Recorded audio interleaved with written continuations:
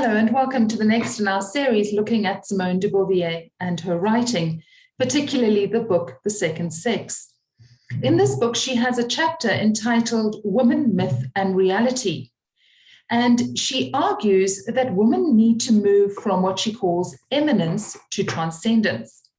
By eminence, she means being controlled by others, or put better, allowing others to control you, allowing others to dictate your future, allowing others to tell you what you should or shouldn't do.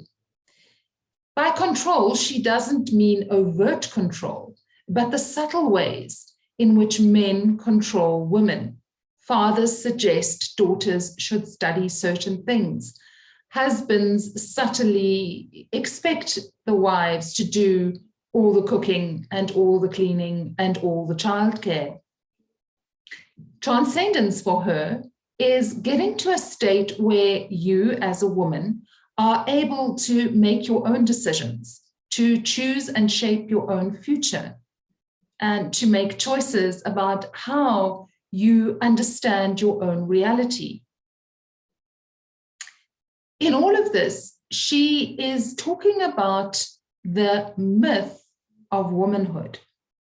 And what she means by this is that for the last couple of centuries, men have talked about women as being mysterious, mythical, beautiful. You can't quite understand them because they're so lovely. And what Simone de Beauvoir is arguing is that this has been a way in which men have avoided having to understand women, the concerns of women, the struggles that women have, because they have made women into the mythical other.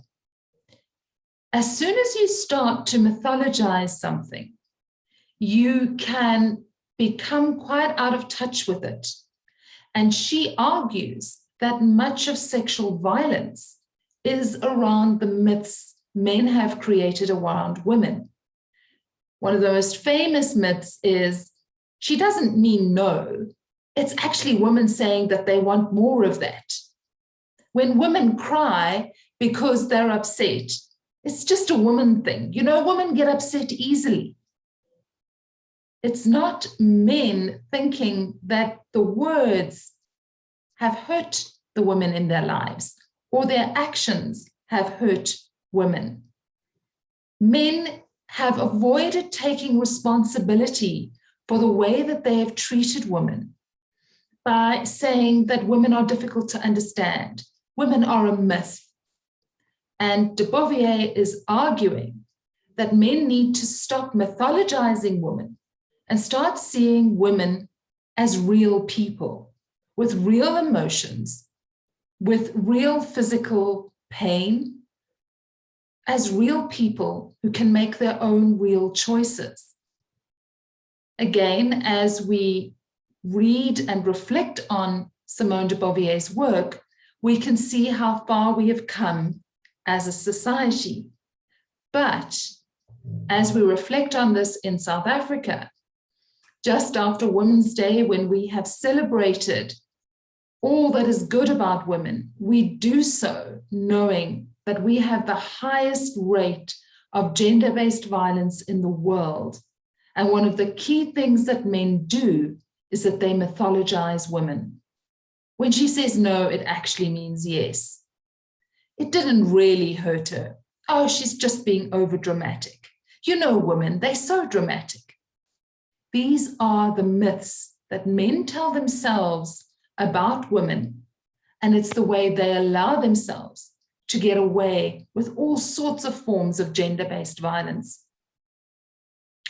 If there's nothing else we can take away from Simone de Beauvoir's book, it's that gender-based violence is not something unique to one particular country or culture, but rather has been going on for millennia.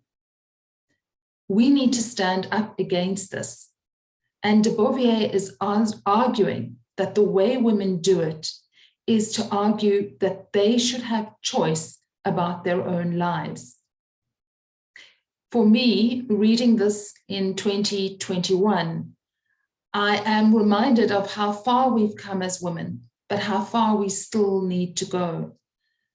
And when I think of the changes that have been brought about in Europe, when I remember the stories that my grandmothers would tell of how sexist Europe was and how much gender-based violence there was, particularly in Puritan Protestant countries where you didn't ever talk about the bad things that were going on in your life.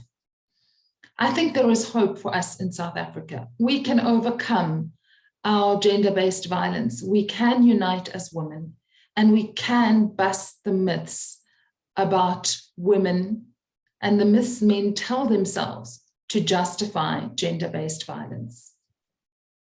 I know this isn't a very uplifting topic, but I do hope that you have gained some small glimmer of hope that there is hope for us. There is a way out of this, and we can move out of mythologizing women into understanding who they really are, so that each woman is treated with the dignity she deserves.